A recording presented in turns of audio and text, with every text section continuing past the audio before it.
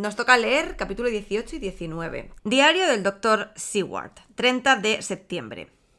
Llegué a casa a las 5 en punto y encontré que Godalming y Morris no solo habían llegado, sino que ya habían estudiado la transcripción de varios diarios y cartas que Harker y su maravillosa mujer habían hecho y ordenado.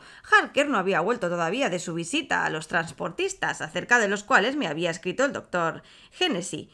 Miss Harker nos sirvió una taza de té y puedo decir honestamente que por primera vez desde que vivo en ella, esta vieja casa parecía como un hogar. Cuando hubimos terminado, Miss Harker dijo: «Doctor Seward, ¿puedo pedirle un favor? Quiero ver a su paciente, Mr. Renfield. Permítame verle. Lo que usted dice de él me interesa mucho». Estaba tan encantadora y tan hermosa que no pude negarme y no había razón posible para que lo hiciera, de modo que la llevé conmigo. Una vez en su habitación, le dije que una dama quería verle, a lo cual dijo simplemente: «¿Por qué?». «Está visitando la casa y quiere ver a todos los que hay en ella», respondí. «Oh, muy bien», dijo. «Que venga sin falta, pero espere un minuto hasta que me arregle la habitación». Su método de limpieza fue muy peculiar. Sencillamente se tragó las moscas y las arañas que tenían las cajas antes de que yo pudiera impedírselo. Era evidente que temía algo o recelaba alguna intromisión. Cuando acabó su desagradable tarea, dijo alegremente: «Dígale a la señora que entre». Y se sentó en el borde de su cama con la cabeza agachada, pero con los ojos abiertos para poder verla cuando entrase. Por un momento pensé que podría tener una intención homicida. Recordé cuán tranquilo estaba cuando me atacó en mi estudio y cuidé de ponerme donde pudiera sujetarle de inmediato si intentaba saltar sobre ella. Miss Harker entró en la habitación con tan afable naturalidad que le hubiera valido el respeto de cualquier loco, pues la naturalidad es una de las cualidades más respetadas por todos los lunáticos. Ella se le acercó sonriendo amablemente y le tendió la mano. «Buenas tardes, Miss Renfield», dijo. «Ya ve que le conozco pues el doctor Seward me ha hablado de usted». No replicó nada de inmediato, pero la miró intensamente, con el ceño fruncido. Tras esta mirada, hubo otra de asombro mezclado con la duda. Después, para mi profunda estupefacción, dijo: «Usted no puede ser la joven con la que el doctor quería casarse, ¿verdad? No puede ser, ¿sabe? Porque ella está muerta». Miss Harker sonrió con dulzura al tiempo que replicaba: «Oh, no, tengo mi propio marido, con quien me casé antes de haber visto al doctor Seward o él a mí. Soy Miss Harker». «¿Entonces qué está haciendo aquí?» «Mi marido y yo estamos visitando al doctor Seward». «Entonces no se quede». «¿Pero por qué no?». Creí que este tipo de conversación podría no ser agradable para Miss Harker, todavía menos para mí, de modo que intervine. «¿Cómo sabe usted que yo quería casarme?». Su respuesta fue sencillamente despectiva durante un momento en que apartó sus ojos de Miss Harker para mirarme a mí, volviéndolos hacia ella al instante. «¿Qué pregunta tan estúpida?». «Yo no creo así de ningún modo, Mr. Renfield», dijo Miss Harker, saliendo en mi defensa de inmediato. Él le replicó con tanta cortesía y respeto como desprecio había manifestado hacia mí.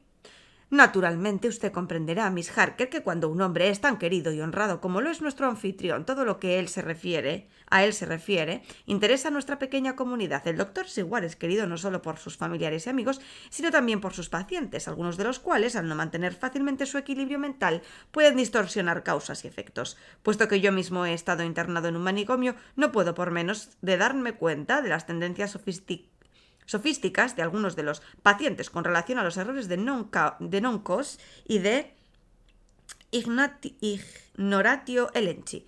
Abrí mis ojos con asombro ante aquella novedad.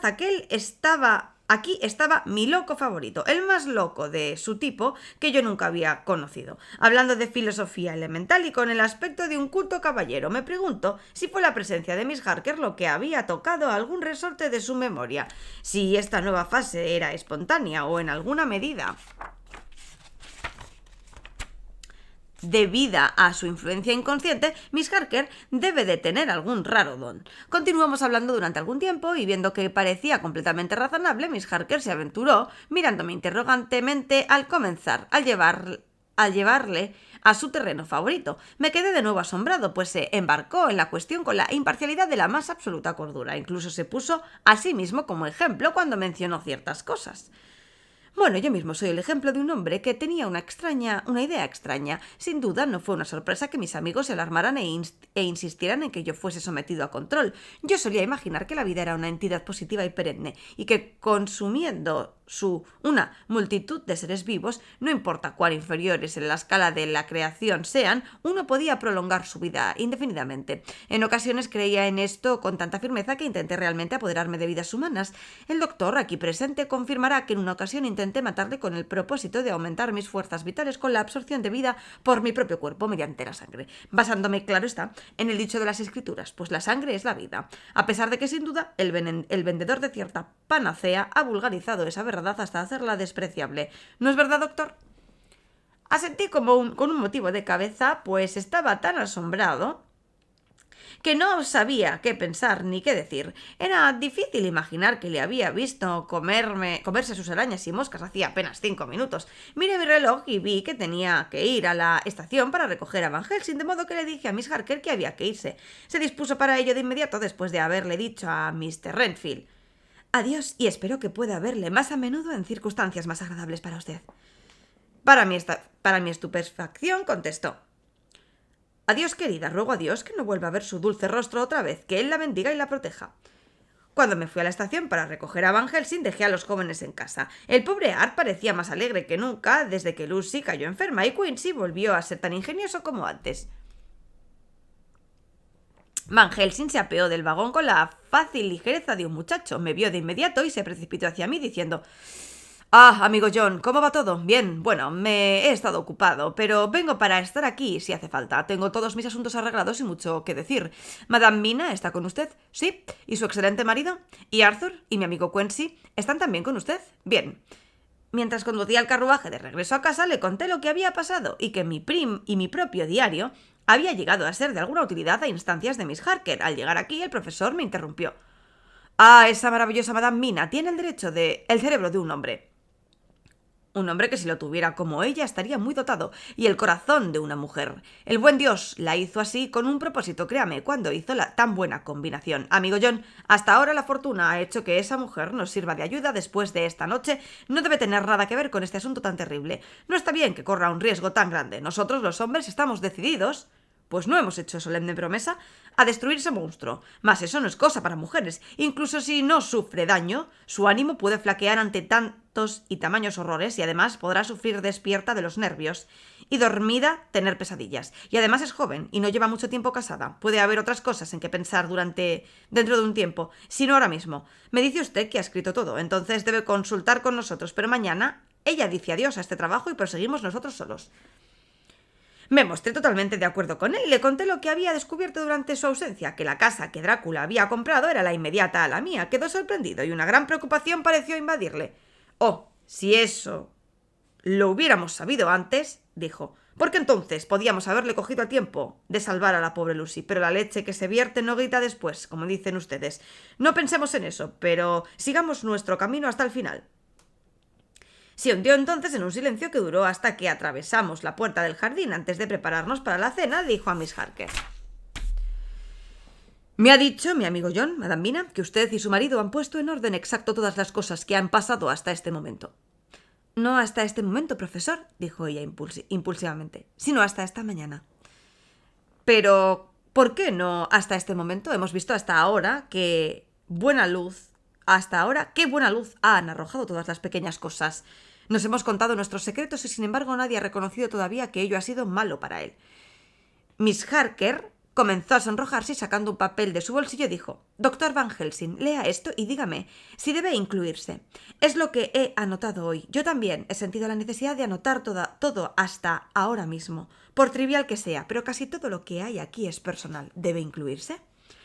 El profesor lo leyó seriamente y lo devolvió diciendo: «No es necesario si usted no quiere, pero le ruego que lo incluya. Puede hacer que su marido la ame a usted todavía más y que todos nosotros, sus amigos, la respetemos más así, más así como la estimemos y queramos también más». Mr. Harker cogió el papel en cuestión, volviendo a ruborizarse y con una sonrisa radiante. Y así, ahora, hasta este mismo instante, todos los datos están completos y en orden. El profesor se llevó una copia para estudiarla después de la cena y antes de nuestra reunión, que está fijada para las 9 en punto. Los demás ya hemos leído todo, así que cuando nos reunamos en el estudio estaremos todos al tanto de los hechos y podremos organizar nuestro plan de batalla contra ese terrible y misterioso enemigo. Diario de Mina Harker. 30 de septiembre. Cuando nos reunimos en el estudio del doctor Seward 2 horas después de la cena, que había sido a las 6 en punto, formamos inconscientemente una especie de consejo o comité. El profesor Van Helsing se sentó a la cabecera de la mesa a la cual le condujo el doctor Seward cuando entró en la habitación. Hizo que me sentara a su derecha y me pidió que actuara como secretaria. Jonathan se sentó junto a mí. Frente a nosotros estaban Lord Godalming, el doctor Seward y Mr. Morris. El primero de estos junto al profesor y el doctor Seward en el centro, y el profesor dijo: «Supongo que todos nosotros estamos familiarizados con los hechos que figuran en estos papeles». Manifestamos nuestro asentimiento y continuó: «Entonces pienso que sería útil que les diga algo acerca del tipo de enemigo con el que tenemos que enfrentarnos. Así pues, pondré en su conocimiento algo de la historia de este hombre, que yo he averiguado por mí mismo. Así después podremos discutir cómo actuar y qué medidas tomar. Existen estos seres, los vampiros. Algunos de nosotros tenemos pruebas de que, en efecto, así es. Incluso aunque no dispusiéramos de las evidencias de nuestra propia y desgraciada evidencia, las enseñanzas y los documentos del pasado son pruebas suficientes para las personas sensatas. Admito que al principio yo era escéptico, de no haber sido porque a lo largo de los años he intentado tener una mente abierta, no podría haber llegado a creer en ello hasta que la realidad atronó mis oídos. Mira, lo pruebo. Ay, si hubiera sabido al comienzo lo que ahora sé, ni siquiera eso, si hubiese sospechado quién era él, se habría salvado una vida tan preciosa para tantos que la queríamos. Pero ya pasó, y debemos trabajar para que otras pobres almas no perezcan mientras podamos salvarlas. El Nosferatu no muere como la abeja cuando clava una vez el aguijón. Es mucho más fuerte, y siendo más fuerte tiene más poder para hacer el mal. Este vampiro que está entre nosotros es tan fuerte como 20 hombres. Es más astuto que un mortal, pues su astucia aumenta con los siglos. Cuenta además con la ayuda de la necromancia, que es, como indica su etimología, la adivinación por medio de los muertos. Y todos los muertos a los que puede acercarse están a sus órdenes. Es un salvaje, y más que un salvaje es demoníacamente insensible y no tiene corazón. Puede, dentro de ciertos límites, aparecer cuando y donde quiere y en cualquiera de las formas de que es capaz. Puede, hasta donde alcanza su radio de acción, manejar los elementos, la tormenta, la niebla y el trueno. Puede dar órdenes a todos los seres inferiores, la rata, la polilla, el zorro, el lobo. Puede aumentar de tamaño y hacerse pequeño, y puede en ocasiones desvanecerse y desaparecer. ¿Cómo entonces vamos a comenzar nuestra lucha para destruirle? ¿Cómo encontraremos su paradero? Y habiéndolo encontrado, ¿cómo le destruiremos? Amigos míos, esto es mucho, es una terrible tarea la que acometeremos y puede tener consecuencias que hagan que el más valiente tiemble, porque si fracasamos en esta nuestra lucha, vencerá, sin duda, él. Entonces, ¿qué fin tendremos? La vida no es mala, yo no le temo, pero fracasar en esto no es una simple cuestión de vida y muerte, es que llegaríamos a ser como él. Es que de ahí en adelante llegaríamos a ser repugnantes cosas de la noche, como él, sin corazón ni conciencia, cebándonos en los cuerpos y en las almas de aquellos a quienes más amamos. Para nosotros, las puertas del cielo estarían cerradas para siempre, pero ¿quién nos las abriría otra vez? Seremos para siempre aborrecidos por todos, una mancha en el rostro radiante de Dios, una flecha en el costado de aquel que murió por el hombre. Pero nos encontraremos ante el deber cara a cara, y en esta situación ¿vamos a retroceder? En cuanto a mí, yo digo que no, pero soy viejo y la vida en su esplendor, en lugares hermosos, sus cantos de pájaros, su música y su amor están ya muy atrás, y ustedes son jóvenes. Algunos han visto el dolor, pero les quedan días felices. ¿Qué dicen ustedes? Mientras hablaba, Jonathan me había cogido de la mano. Cuando vi que la extendía hacia mí, tuve miedo, tanto que la espantosa naturaleza de nuestro peligro hubiese sido más fuerte que él mismo, pero volví a la vida al sentir su contacto y notar su fuerza. Tan seguro de sí, tan decidido, la mano de un hombre valiente puede hablar por sí misma. Ni siquiera se necesita el amor de una mujer para escuchar su música. Cuando el profesor terminó de hablar, mi marido me miró a los ojos y yo a los suyos. No tuvimos que decirnos una palabra. «Yo respondo por Mina y por mí mismo», dijo. «Cuente conmigo, profesor», dijo Mr. Quincy Morris, lacónico como de costumbre. «Estoy con usted», dijo Lord Godalming en nombre de Lucy, aunque no sea por otra razón. El doctor Seward se limitó a asentir con la cabeza. El profesor Se puso en pie y tras depositar su crucifijo de oro sobre la mesa, extendió las manos a cada lado. Yo le cogí la derecha y Lord Godalming la izquierda. Jonathan tomó mi mano derecha con su izquierda y extendió el brazo hacia Mr. Morris, al otro lado de la mesa. Así, todos cogidos por las manos, se hizo nuestro solemne pacto. Sentí que se me helaba el corazón, pero no se me ocurrió en modo alguno repetirme. Volvimos a nuestros asientos y el doctor Van Helsing continuó con una especie de animación que demostraba que había comenzado el trabajo serio. Era preciso tomarlo con la misma seriedad y formalidad con que se toma un negocio como cualquier otro de este mundo. Bien, ustedes saben con lo que tenemos que luchar, pero tampoco nosotros carecemos de fuerza. Tenemos de nuestro lado el poder de la unión, un poder denegado al vampiro. Tenemos los recursos de la ciencia. Somos libres para actuar y para pensar, y las horas del día y de la noche son nuestras por igual. De hecho, y hasta donde llegan nuestros poderes, estos son ilimitados y podemos usarlos libremente. Estamos dedicados a una causa y a conseguir un propósito que no es egoísta. Estas cosas significan mucho. Veamos ahora hasta qué punto están limitados los amplios poderes organizados contra nosotros y lo que no pueden hacer los poderes individuales. Por fin consideraremos las limitaciones del vampiro en general y de este en particular. Todo lo que tenemos son tradiciones y supersticiones. En un principio, estas no parecen gran cosa cuando se trata de un asunto de vida o muerte. No, más que de vida y muerte, pero debemos estar satisfechos. En primer lugar, tenemos que estarlo, porque no disponemos de otros medios a nuestro alcance, y en segundo lugar, porque después de todo, esas cosas, tradición y superstición, lo son todo. ¿Acaso la creencia en los vampiros no se apoya en la de otros? Aunque no la nuestra. Hace un año, ¿quién de nosotros hubiera aceptado tal posibilidad en medio de nuestro científico, escéptico y realista siglo XIX?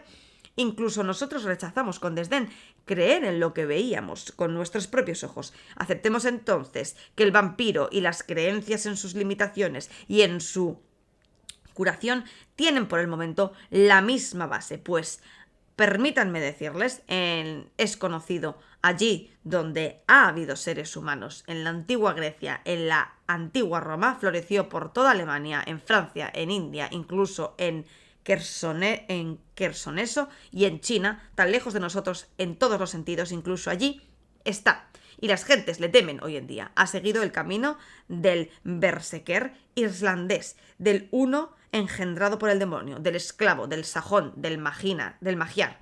Así pues, por lo tanto, conocemos todo aquello sobre lo que podemos actuar y permítanme decirles que mucho de lo que se cree está justificado por lo que hemos visto en nuestra propia infeliz experiencia. El vampiro sigue viviendo y no puede morir por el simple paso del tiempo. Florece cuando consigue nutrirse con la sangre de los vivos. Más aún, nosotros hemos visto que puede incluso rejuvenecerse, que sus facultades vitales se regeneran y parece como que se reaniman cuando su especial sustento es abundante. Pero no puede florecer sin esta dieta. No se alimenta como los demás, ni siquiera el amigo Jonathan, que vivió con él varias semanas, le vio comer. Nunca. No proyecta sombra alguna, no se refleja en el espejo, como también observó Jonathan. Sus manos tienen la fuerza de varios hombres. Testigo de nuevo Jonathan cuando cerró la puerta a los lobos y también cuando le ayudó a bajar del carruaje. Puede transformarse en lobo, como sabemos por la llegada del barco de Whitby, cuando despedazó el perro. Puede ser como un murciélago,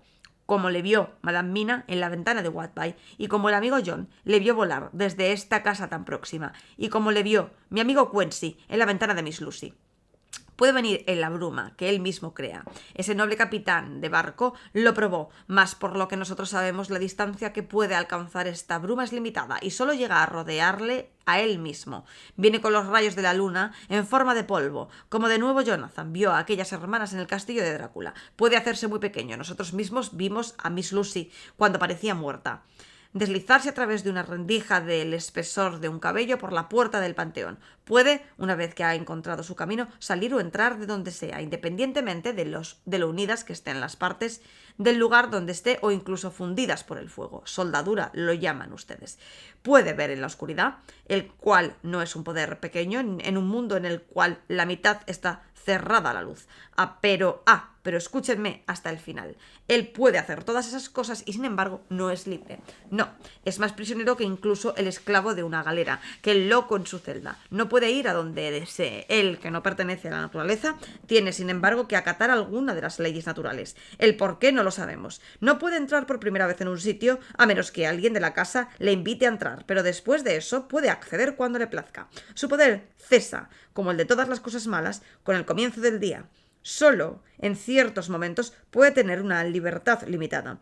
Si no está en el lugar en el que debe estar, solo puede transformarse a mediodía o en el momento exacto de la salida o la puesta del sol. Estas cosas nos han contado y esto que nos han dicho lo aceptamos por inferencia. Así pues, si bien puede hacer lo que quiera dentro de sus limitaciones, cuando tiene su tierra natal, su ataúd, su infierno, el lugar no consagrado, como vimos cuando fue a la tumba de la del suicida en Whitby, en otras circunstancias solo puede cambiar de lugar cuando llega el momento apropiado. Se dice también que únicamente puede atravesar las aguas que corren cuando se encuentran en los momentos de calma, es decir, cuando están crecidas o en su nivel más bajo. También hay cosas que le afectan tanto que pierde todo su poder como el ajo, del que ya sabemos. En cuanto a los objetos sagrados, como este símbolo, mi crucifijo, que estuvo entre nosotros y lo está incluso ahora cuando estamos deliberando, él no es nada para estos objetos, pero ante ellos se aleja en silencio y con respeto. También hay otras cosas de las que hablaré por si en nuestra búsqueda podemos necesitarlas. La rama de rosal silvestre sobre su ataúd le impide salir del mismo. Una bala bendecida disparada contra el ataúd le mata, haciendo que de él un verdadero muerto. Y en cuanto a atravesarlo con una estaca, ya sabemos de la paz que le proporciona, o el cortarle la cabeza le da el descanso. Lo hemos visto con nuestros propios ojos. Así, cuando encontremos el habitáculo de este, que fue hombre, podremos encerrarle en su ataúd y destruirle si hacemos lo que ya sabemos. Pero es inteligente. Le he pedido a mi amigo Arminius, de la Universidad de Budapest, que me haga su historia. Y utilizando todos los medios disponibles, me dice quién ha sido. Debió, sin duda, de ser aquel voivoda Drácula, que se hizo famoso luchando contra los turcos en el gran río de la frontera misma con Turquía. Si esto es así, no fue un hombre cualquiera, pues en aquella época y durante siglos después se habló de él como el más inteligente y el más astuto, y también como el más valiente de los hijos, del país del más allá del bosque. Ese poderoso cerebro y esa férrea voluntad se fueron con él a la tumba, e incluso ahora están contra nosotros. Los Drácula fueron, dice Arminius, una estirpe grande y noble, aunque de vez en cuando tuviese vástagos de quienes sus contemporáneos sospechaban que tenían tratos con el malo. Aprendieron sus secretos en la Slotmans, en las montañas que rodean el lago Hermannstadt, donde el demonio reclama como suyo a uno de cada 10 alumnos. En los documentos aparecen palabras como estregoica, bruja, ordog y pocol, Satanás e infierno. Y en un manuscrito se habla de este mismo Drácula como vampir. Palabras que todos sabemos, nosotros entendemos demasiado bien. De sus ijares salieron grandes hombres y buenas mujeres, y sus tumbas hacen sagrada la tierra en que solo este ser repugnante puede habitar. En tierra carente de recuerdos santos no puede descansar. Mientras hablaban, Miss Morris miraba fijamente a la ventana y de improviso se levantó en silencio y salió de la habitación. Tras una pequeña pausa, el profesor continuó. Y ahora debemos decidir qué hacemos. Tenemos mucha información y hay que proceder a organizar nuestra campaña. Sabemos que por la investigación de Jonathan, que desde el castillo llegan 50 cajones de tierra a Whitby, todos los cuales fueron entregados en Carfax. Sabemos también que al menos alguno de esos cajones ha desaparecido de allí. A mí me parece que nuestro primer paso debería ser el de asegurarnos de si todos los demás continúan en la casa del otro lado del muro que estamos mirando hoy, o si ha desaparecido alguno más. Si es así, debemos seguirles la pista. Al llegar aquí fuimos interrumpidos con gran sobresalto. Desde fuera de la casa llegó el sonido de un disparo de pistola. El cristal de la ventana saltó en pedazos por el impacto de una bala, la cual, rebotando en lo más alto del alféizar, fue a dar con la pared del otro lado de la habitación. Temo que en el fondo tengo un corazón cobarde, pues lancé un grito. Los hombres se pusieron en pie de un salto. Lord Godalming se precipitó hacia la ventana y la abrió. Asimismo, oímos la voz de Mr. Morris desde fuera. «Lo siento, debo haberles alarmado. Entraré y les contaré todo». hizo su aparición un minuto después y dijo: «Ha sido una cosa estúpida por mi parte y le pido muy sinceramente disculpas, Miss Harker. Temo haberles asustado terriblemente. Pero lo cierto es que mientras el profesor estaba hablando, llegó un gran murciélago y se instaló en el antepecho de la ventana. Siento tal horror ante esos malditos animales desde los últimos acontecimientos que no puedo soportarlo, y salí para disparar contra él, como vengo haciendo desde varias noches atrás, cada vez que veo a alguno. Tú solías reírte de mí por eso, Arthur». «¿Le has dado?», preguntó el doctor Van Helsing. «No lo sé». «Creo que no, pero voló hacia el bosque». Se sentó en su sitio sin decir nada más y el profesor comenzó a resumir su informe. «Debemos seguir el rastro de cada uno de esos cajones y cuando estemos preparados tenemos que capturar o matar a este monstruo en su cubil. O tenemos, por así decirlo, que esterilizar la tierra para que nunca más busque seguridad en ella. Así, al final, podremos encontrarle en su forma de hombre, entre el mediodía y el crepúsculo, y enfrentarnos con él cuando esté en su momento más débil. Y ahora para usted, Madame Mina, esta noche es la última hasta que todo esté bien. Usted es demasiado preciosa para nosotros y no queremos que corra peligro. Cuando salgamos esta noche, no debe preguntar nada más. Le contaremos todo a su debido tiempo. Nosotros somos hombres y capaces de soportarlo, pero usted tiene que ser nuestra estrella y nuestra esperanza, y actuaremos más libremente si usted no está en peligro, como estamos todos». Todos los hombres, incluido Jonathan, parecieron aliviados, pero no me gustó que ellos se enfrentasen con el peligro y quizá disminuyese su seguridad. Siento la fuerza por preocuparse por mí. Pero estaban decididos y aunque para mí fuese una píldora amarga de tragar, no pude decir nada excepto aceptar su caballerosa preocupación. Mr. Morris continuó así la deliberación. «Como no hay tiempo que perder, propongo que echemos una mirada a su casa ahora mismo. El tiempo lo es todo para él, y una rápida acción por nuestra parte puede evitar otra víctima». Reconozco que se me encogió el corazón cuando estaba ya tan cercano el momento de la acción, pero no dije nada, pues sentía un gran temor de parecer como un obstáculo o un impedimento para su empresa y que pudieran incluso excluirme también de sus reuniones. Han salido ahora para Carfax, con lo necesario para poder entrar en la casa. Muy animosos, me han dicho que me acueste y me duerma. Como si una mujer pudiera dormir cuando aquellos a quienes quiere se encuentran en peligro. Me acostaré y fingiré dormir para evitar que Jonathan regrese con una inquietud mayor. Diario del Dr. Seward.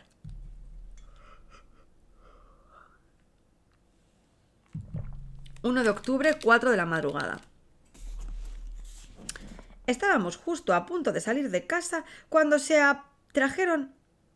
me trajeron un mensaje urgente de Renfield para saber si podía verle de inmediato, pues tenía que decirme algo de la mayor importancia.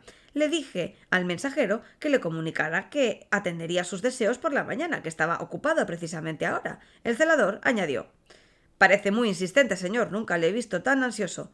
No sé, pero creo que si no le ve usted pronto le dará uno de sus violentos ataques». Sabía que ese hombre no hubiera hablado así sin ningún motivo, así que le dije: de acuerdo, iré ahora. Y les pedí a los demás que me esperasen unos minutos, ya que tenía que ir a ver a mi paciente.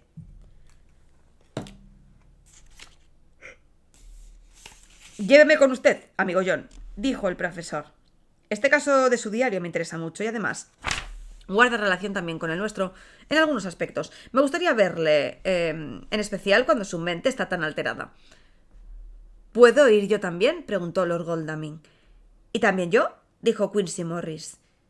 Asentí con un movimiento de cabeza y fuimos todos juntos por el pasillo. Le encontramos en un estado de considerable excitación, pero mucho más juicioso en su manera de hablar y en su comportamiento que nunca antes. Tenía una inusual comprensión de sí mismo, como yo nunca había visto en un lunático, y él daba por sentado que sus razones convencerían a cualquiera que estuviese en su sano juicio. Entramos los 4 en la habitación y ninguno dijo nada al principio. Su petición era que le diese el alta de inmediato y le dejara salir del manicomio para irse a su casa. Esto fue acompañado de argumentaciones acerca de su total curación y adujo para ello su propia y auténtica cordura. «Apelo a sus amigos», dijo, «quizá no para emitir un juicio sobre mí. A propósito, no me he presentado». Yo estaba tan asombrado que la extravagancia de hacer la presentación de un loco en un manicomio no me llamó la atención en ese preciso momento, y además había una cierta dignidad en su actitud al tratarnos de igual a igual, que hice las presentaciones sin dilación. Lord Godalming, el profesor Van Helsing, Mr. Quincy, Morris de Texas, el señor Mr. Renfield. Estrechó la mano de cada uno y dijo a su vez: Lord Godalming, tuve el honor de apoyar a su padre en el Wickham. Lamento saber que usted ostenta el título que ha fallecido. Fue un hombre querido y respetado por todos los que le conocimos, y en su juventud, según tengo oído, inventó un ponche de ron quemado muy celebrado en la noche del derby. Mr. Morris, debe de usted sentirse orgulloso de su gran estado. Su integración en la Unión fue un precedente que puede tener efectos de largo alcance en el futuro. Cuando el Polo y los Trópicos puedan formar una alianza con las Stars and Stripes, la fuerza de este tratado puede, sin embargo, ser una gran máquina de aplicación cuando la doctrina Monroe adquiera su verdadero lugar como fábula política. ¿Qué se puede decir del placer de una que una persona siente al conocer a Van Helsing?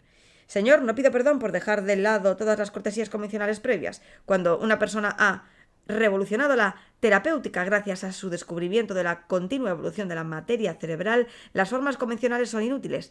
Parecerían reducir a esa persona a un individuo común. A ustedes, caballeros, que por nacionalidad, por herencia o por poseer dotes naturales están capacitados para ocupar sus respectivos lugares en un mundo en marcha, pongo por testigo de que estoy tan cuerdo como al menos la mayoría de los hombres que están en total posesión de su libertad, y estoy seguro de que usted, humanitario y médico jurista, así como científico, juzgará un deber moral tratarme como a alguien que ha de ser considerado bajo excepcionales circunstancias. Hizo este último llamamiento con tal elegante aire de convicción que no dejaba de tener su encanto. Creo que todos nos quedamos asombrados. Por mi parte estaba convencido, pese a conocer su carácter historial, que había recuperado el juicio, y sentí un profundo impulso de decirle que me sentía satisfecho de su cordura y que llevaríamos a cabo por la mañana las necesarias formalidades para darle de alta. Sin embargo, consideré que era mejor esperar para hacer tan seria declaración, pues ya conocía de mucho antes los repentinos cambios que podía producirse en este particular paciente. Así pues, me contenté con decir algunas generalidades acerca de que parecía estar mejorando muy rápidamente, que tendría una conversación más larga con él por la mañana y que vería lo que podía hacer para satisfacer sus deseos. Esto no le gustó, pues dijo con rapidez: pero temo, doctor Seward, que usted no ha comprendido No ha comprendido bien lo que quiero. Deseo salir de inmediato de aquí. Ahora, en este instante. En este momento, si es posible. El tiempo apremia y en nuestro convenio implícito con el viejo de la guadaña es parte esencial del contrato. Estoy seguro de que basta con exponer ante tan admirable facultativo como es el doctor Seward un deseo tan sencillo y sin embargo tan necesario para volver a cumplirlo.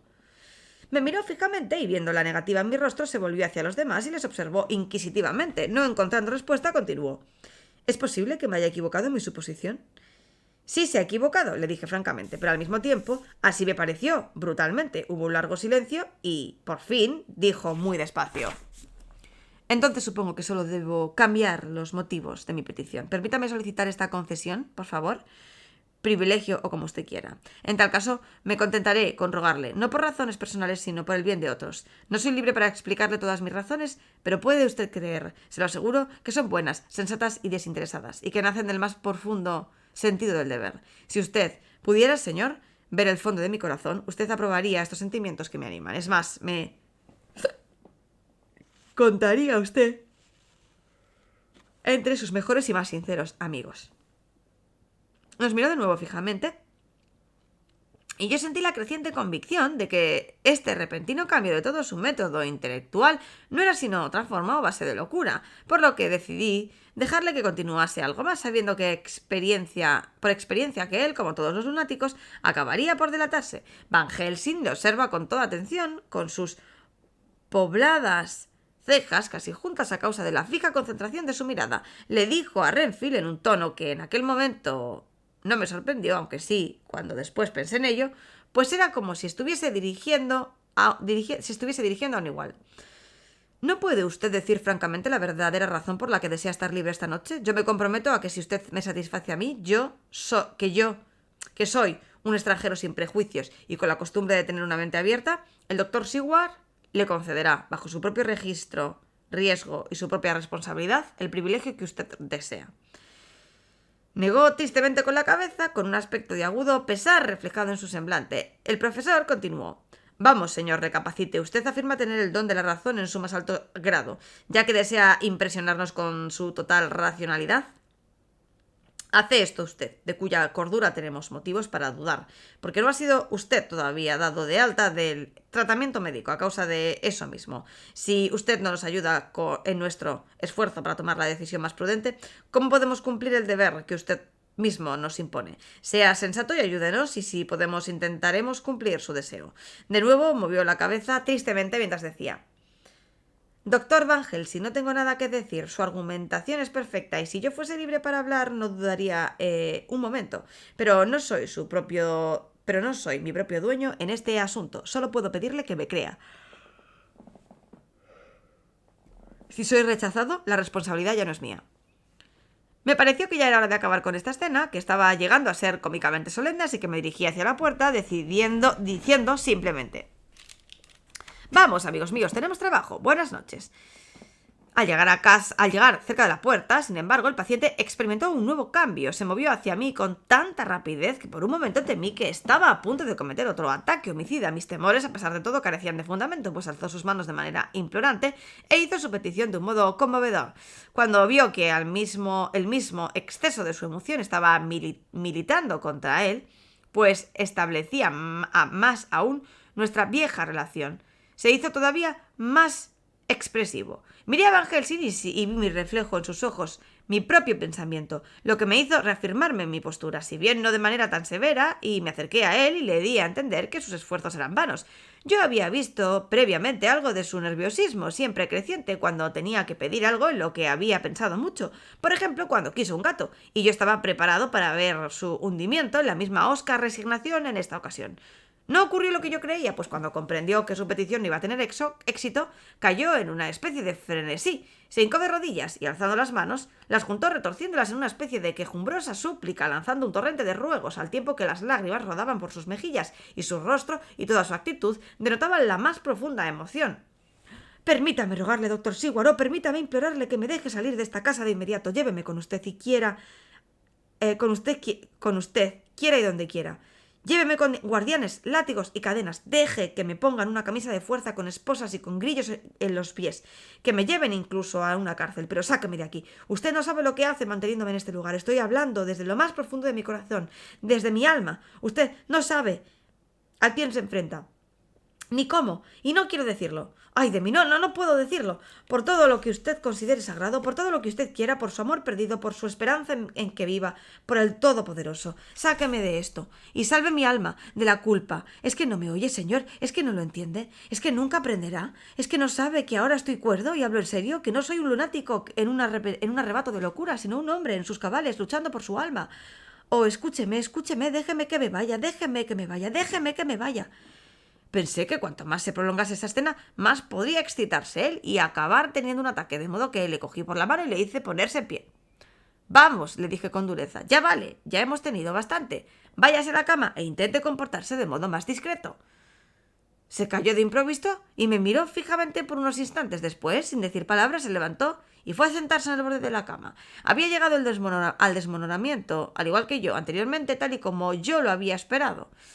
Al salir, yo, el único de la habitación, me dijo con tono tranquilo y educado: Confío, doctor Siguard, en que usted me hará justicia al recordar después que yo hice esta noche todo lo que pude para convencerle. Final del capítulo 18. Madre mía, es que son largos, ¿eh? Venga, vamos allá. Capítulo 19. Diario de Jonathan Harker. 1 de octubre, 5 de la madrugada. Me incorporé a la expedición junto a los demás con tranquilidad, pues creo que nunca había visto a Mina tan absolutamente fuerte y bien. Me alegro mucho de que haya consentido en retirarse y dejarnos a los hombres hacer el trabajo. En cierto modo, era una pesadilla para mí que ella estuviese metida en este espantoso asunto, pero ahora que su parte ha terminado y que debido a su energía, inteligencia y perspicacia toda esta historia está completa de tal manera que cada detalle tiene sentido, Mina bien puede comprender que su papel ha terminado y que ahora puede dejarnos a nosotros todo lo demás. Todos nos sentimos, creo, un poco alterados por la escena de Mr. Renfield. Cuando salimos de su habitación permanecimos en silencio hasta volver al estudio. Entonces Mr. Morris le dijo al doctor Siguard: Oye, Jack, si ese hombre no estaba intentando engañarnos, es el loco más cuerdo que he visto nunca. No estoy seguro, pero creo que tenía un propósito serio y si es así, fue muy cruel no darle una oportunidad. Lord Godalming y yo nos callamos, pero el doctor Van Helsing dijo: «Amigo John, usted sabe más de locos que yo y me alegro de ello, pues temo que si yo hubiese tenido que decidir, le hubiera dejado libre antes del último arrebato histérico.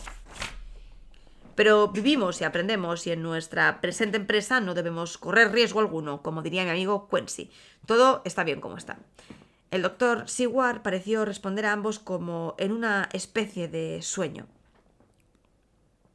«Lo único que sé es que estoy de acuerdo con ustedes en ese asunto. Si ese hombre hubiese sido un lunático corriente, me habría arriesgado a confiar en él, mas parece tan relacionado con el conde y de una manera tan sospechosa que temo cometer el error si le ayudo en sus manías.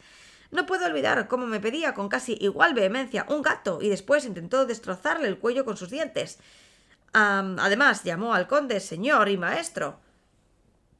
Y puede querer salir para ayudarle de algún modo diabólico. Esa espantosa cosa tiene a su disposición lobos, ratas y a los de su especie, así que yo supongo que no sería de extrañar que utilizase también a un loco respetable. Desde luego, sin embargo, parecía sincero. Espero que hayamos hecho lo mejor para él. Estas cosas, junto con la difícil tarea que tenemos por delante, pueden amilanar a cualquiera». El profesor se acercó y poniendo su mano en el hombro del doctor Seward dijo con su habitual tono serio y afable: «Amigo John, no tema. Estamos intentando cumplir con nuestro deber en un caso triste y terrible.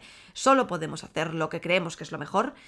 ¿En qué otra cosa podemos confiar como no sea en la piedad del buen Dios?»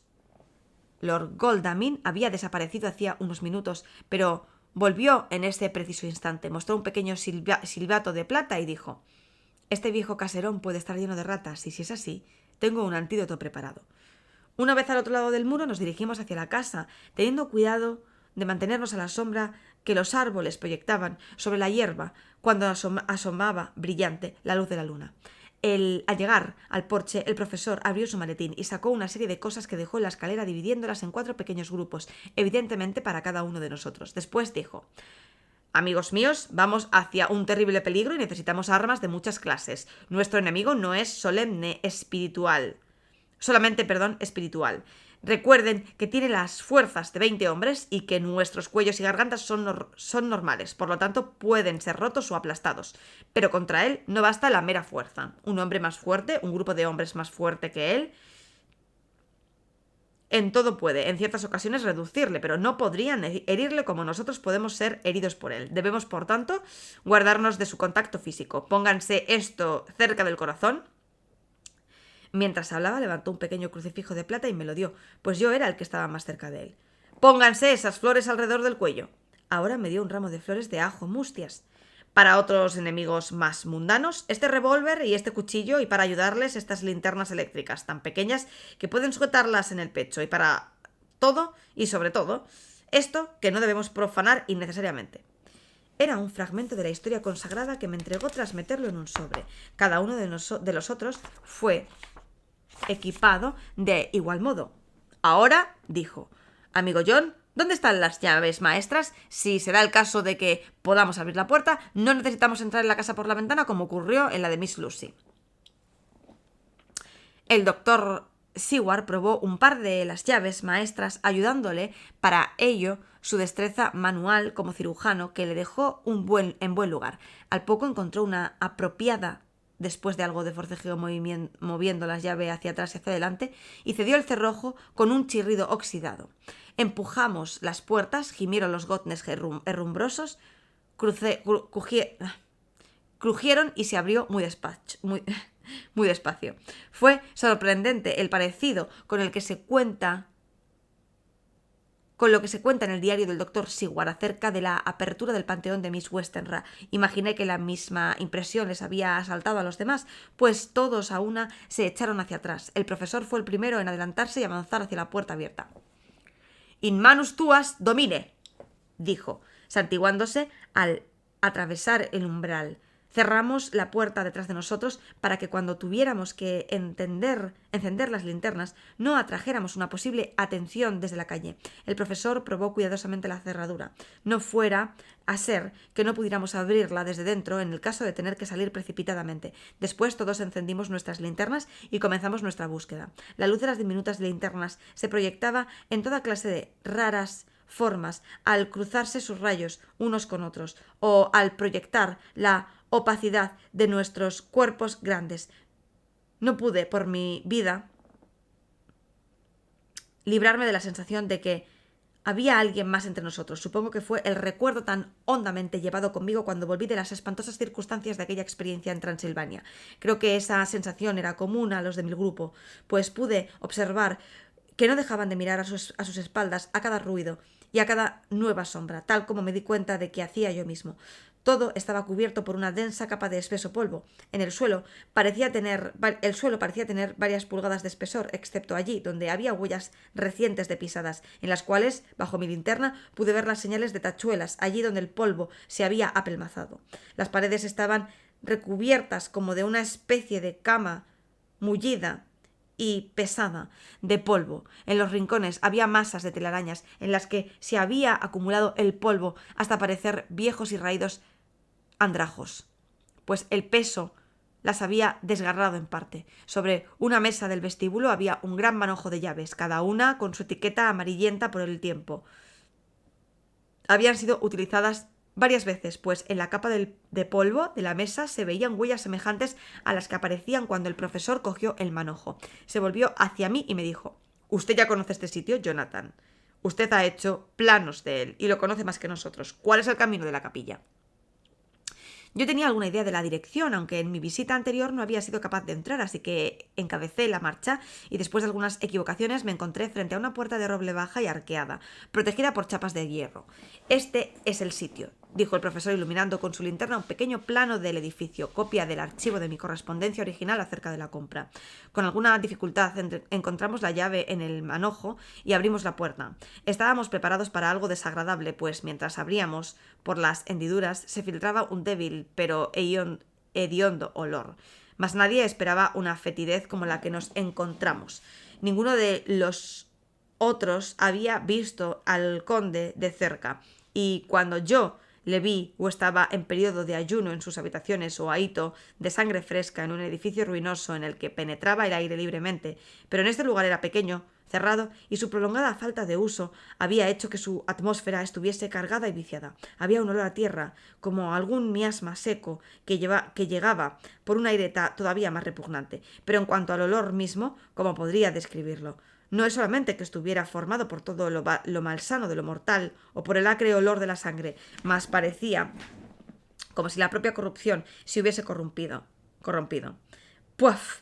Me pone enfermo pensar en ello. Cada soplo de aire exhalado por ese monstruo parecía haberse adherido a aquel recinto e intensificado su repugnancia. En circunstancias ordinarias, tal hedor hubiera puesto punto final a nuestra tarea, pero este no era un caso común, y el grande y terrible propósito que nos movía nos daba una fuerza que iba más allá de simples consideraciones físicas. Tras la involuntaria reacción del temor, consecuencia de la primera varada nauseabunda, todos aún emprendimos nuestro trabajo como si aquel repugnante sitio fuese un jardín de rosas. Hicimos un detallado examen del lugar y el profesor dijo cuando empezábamos: «Lo primero es ver cuántos cajones quedan. Tenemos que examinar cada agujero, cada rincón, cada grieta y ver si podemos conseguir alguna pista para saber qué ha sido del resto». Una mirada bastó para saber cuántos quedaban, pues los grandes cajones con la tierra eran voluminosos y no se podía aún equivocar. De los 50 solo quedaban 29. En cierto momento me asusté, pues al ver a Lord Godalming volverse rápidamente y mirar por la puerta arqueada hacia el oscuro pasadizo que había más allá, yo también lo hice, y por un momento mi corazón se quedó paralizado. En algún lugar, mirando desde la sombra, me pareció ver los rasgos del malvado semblante del conde, el puente de la nariz, los ojos rojos, los labios rojos, la espantosa palidez. Fue solo por un momento, pues cuando Lord Godalming dijo: «Creí haber visto un rostro, pero no eran sino sombras», y continuó con su búsqueda. Dirigí mi linterna en aquella dirección y entré en el pasadizo. No había señales de nadie, y tampoco había rincones, puertas, ni salidas de ninguna clase, sino únicamente los gruesos muros que no podían servir de escondite a nadie, ni siquiera a él. Pensé que el miedo había alimentado la imaginación y no dije nada. Unos minutos después vi a Morris retroceder repentinamente de un rincón que estaba examinando. Todos seguimos sus movimientos con la mirada, pues sin duda el nerviosismo se estaba apoderando ya de nosotros, y vimos una masa fosforescente que parpadeaba como las estrellas. Retrocedimos instintivamente. Todo aquello se estaba llenando de ratas. Durante unos minutos permanecimos horrorizados, todos excepto Lord Godalming, que aparentemente estaba preparado para una emergencia tal. precipitándose hacia la gran puerta de roble recubierta con chapas de hierro que el doctor Seward había descrito desde el exterior y que yo mismo había visto. Hizo girar la llave en la cerradura, descorrió los enormes cerrojos y la abrió. Entonces, sacando su pequeño silbato de plata del bolsillo, emitió un sonido bajo y agudo. Fue respondido desde detrás de la casa del doctor Seward por el ladrido de varios perros y como un minuto después aparecieron tres terriers doblando con toda rapidez la esquina.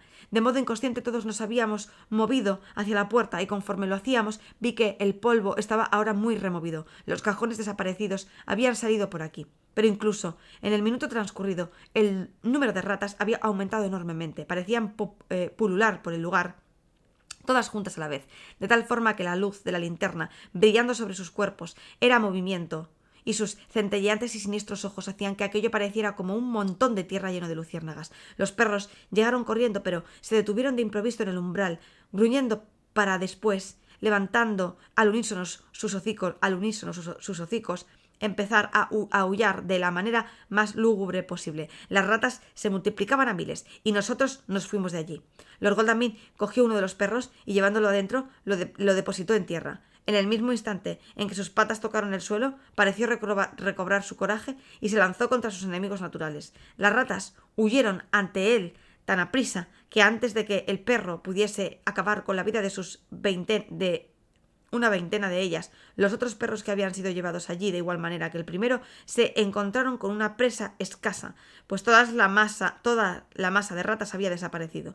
Con su ida parecida, como si alguna maligna presencia se hubiese desvanecido también, pues los perros se pusieron a saltar y a ladrar alegremente, lanzándose de repente sobre sus postrados enemigos. Les daban la media vuelta una y otra vez y los lanzaban al aire con violentas sacudidas. A todos nos pareció que recuperábamos nuestros ánimos. No sé si fue porque al abrirse la puerta de la capilla se purificó la corrompida atmósfera o por el alivio que experimentamos al encontrarnos al aire libre. Lo cierto es que la sombra del miedo pareció deslizarse de nosotros como una túnica y al haber ido allí perdió algo de su horrible significado, aunque no disminuyó ni un ápice nuestra resolución. Cerramos la puerta exterior con cerrojos y llaves y llevamos los perros con nosotros, comenzando así nuestra investigación de la casa. No encontramos nada por ninguna parte, excepto polvo en cantidades extraordinarias, todo él sin tocar salvo por mis propias pisadas de cuando hice mi primera visita. Nunca más mostraron los perros síntomas alguno de intranquilidad, e incluso cuando volvieron a la capilla retozaron por allí como si estuviesen en una cacería de conejos durante el verano en un bosque.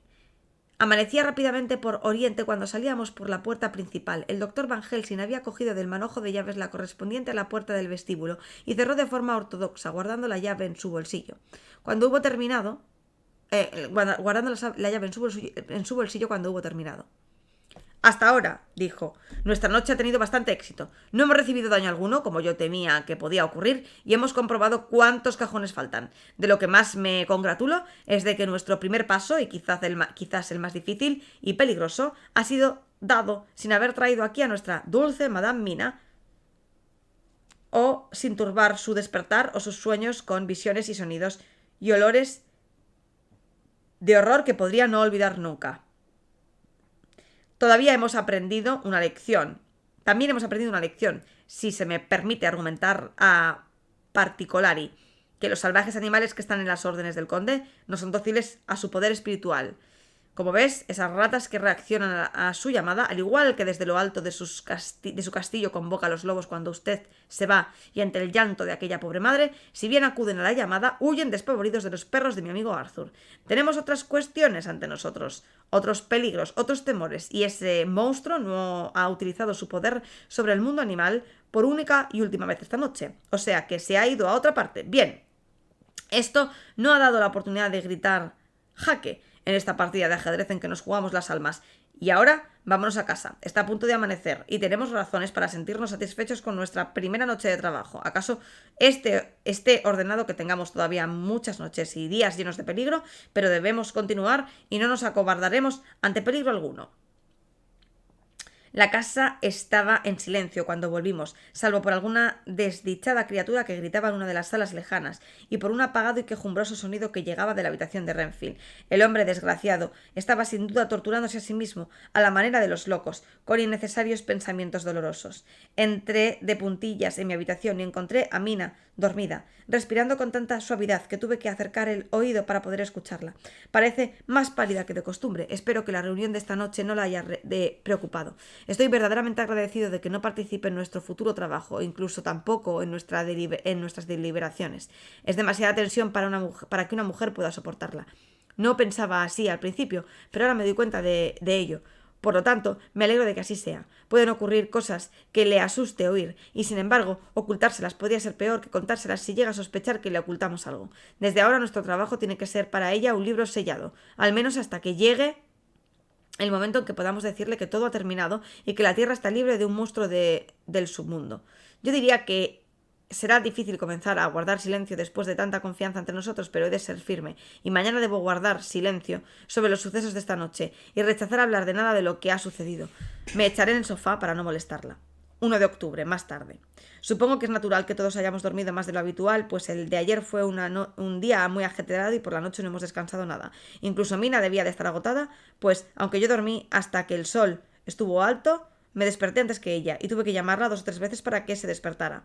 Estaba tan profundamente dormida que durante unos segundos no me reconoció y me miró con una especie de absoluto terror, como mira a alguien que ha sido despertado de un mal sueño. Se lamentó de estar cansada y la dejé dormir hasta más tarde.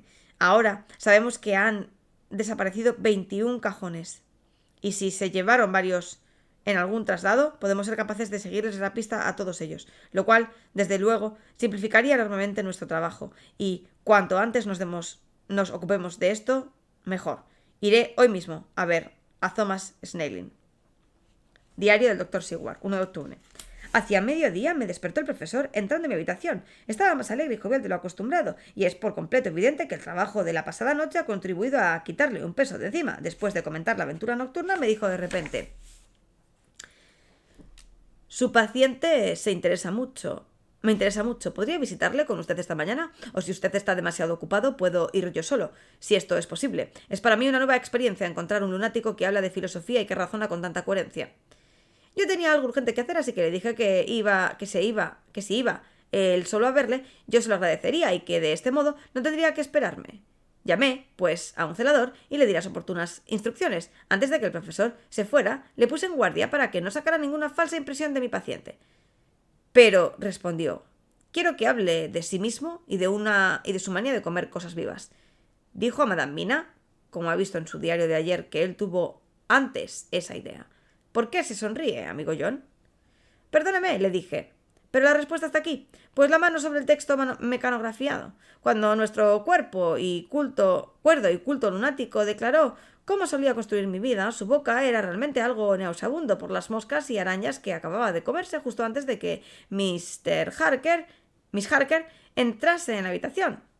Van Helsing sonrió también a su vez. Bien, dijo. Su memoria es buena, amigo John. Yo debía haberlo recordado y, sin embargo, esta misma decisión entre pensamiento y memoria es lo que hace de las enfermedades mentales un estudio tan fascinante. Quizá voy a adquirir más conocimientos de la locura de este orate que de las enseñanzas del más sabio. ¿Quién sabe? Me fui a mi trabajo y antes de lo pensado acabé con todo lo que tenía pendiente. Me pareció que sin duda no había transcurrido mucho tiempo, pero aquí estaba Van Helsing otra vez en mi estudio. ¿Interrumpo?, preguntó cortésmente desde la puerta. De ninguna manera, contesté. Entre. He terminado mi trabajo y estoy libre. Puedo ir con usted ahora, si quiere. No hace falta. Le he visto. ¿Y bien? Me temo que no me aprecia mucho. Nuestra entrevista ha sido breve. Cuando entré en su habitación estaba sentado en un taburete en medio, con los codos apoyados en las rodillas, y en su rostro la imagen del descontento más sombrío. Me dirigí a él del modo más alegre del que fui capaz y con el mayor respeto que me fue posible. No me contestó nada en absoluto. ¿Me conoce usted?, le pregunté. Su respuesta no fue nada tranquilizadora. Le conozco bastante bien. Usted es el viejo loco Van Helsing.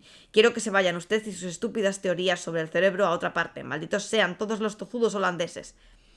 No dijo una palabra más y siguió sentado, con su implacable humor, y tan indiferente hacia mí como si yo no estuviese en la habitación. Así perdí esta vez la oportunidad de aprender mucho de este lunático tan inteligente, y así debo irme, si puedo, a animarme a mí mismo con unas pocas palabras felices, con esa dulce alma que es Madame Mina. Amigo John, me alegra indeciblemente que ella ya no sufra más, que no tenga preocupaciones, que ver con nuestras terribles cosas, aunque echaremos muy de menos su ayuda.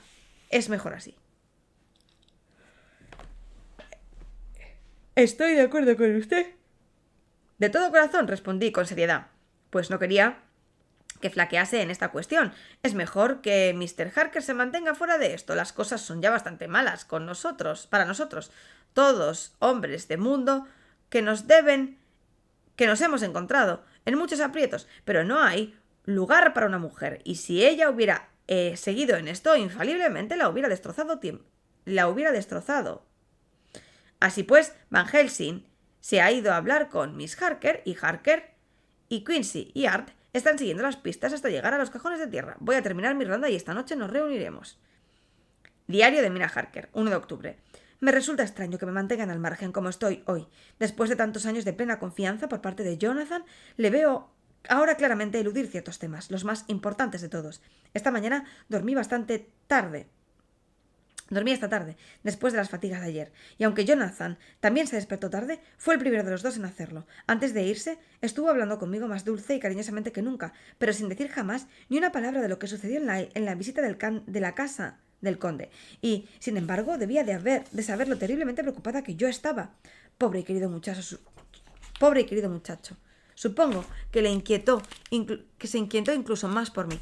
Todos estuvieron de acuerdo en que lo mejor era que yo no continuase con esta horrible tarea y asentí, pero pensar que me oculta algo, yo ahora estoy llorando como una estúpida, cuando sé que eso se debe al gran amor de mi marido y a las buenas intenciones de esos otros hombres animosos. Eso me ha hecho bien. Pero bueno, algún día Jonathan me lo contará todo, y para que no llegue a pensar ni por un momento que yo le oculto algo, sigo con mi marido como de costumbre. Así, si ha dudado de mi confianza, se lo enseñaré, con todos los sentimientos de mi corazón puestos por escrito para que los lean sus amados ojos. Me siento extrañamente triste y deprimida. Supongo que es la reacción a tan tremenda agitación. La pasada noche me fui a la cama cuando se fueron los hombres y me sentía dominada por una ansiedad devoradora. Estuve pensando en todo lo que ha ocurrido desde que Jonathan vino a verme a Londres, y todo parece como una horrible tragedia, como el hado empujando sin tregua hacia algún final ya predestinado. Todo lo que hacemos, por muy razonable que sea, parece conducir a un final de lo más deplorable. Si yo no hubiese ido a Whitby, quizá la pobre y querida Lucy estaría ahora con nosotros. Ella no fue a visitar el cementerio hasta que yo llegué, y si ella no hubiese ido conmigo durante el día, no habría ido allí caminando dormida, y si no hubiera ido allí de noche y dormida, no la habría podido destruir ese monstruo como lo hizo. ¡Oh! ¿Por qué iría yo a Whitby? Ay, vaya, ya estoy otra vez llorando. Me pregunto qué me pasa hoy. Debo ocultárselo a Jonathan, pues si sabe que he llorado 2 veces en la misma mañana, yo, que nunca he llorado y a quien jamás he hecho derramar lágrima, al pobre se le romperá el corazón. Pondré cara alegre, y si siento ganas de llorar, nunca lo verá. Supongo que es una de las lecciones que nosotras las pobres mujeres hemos de aprender.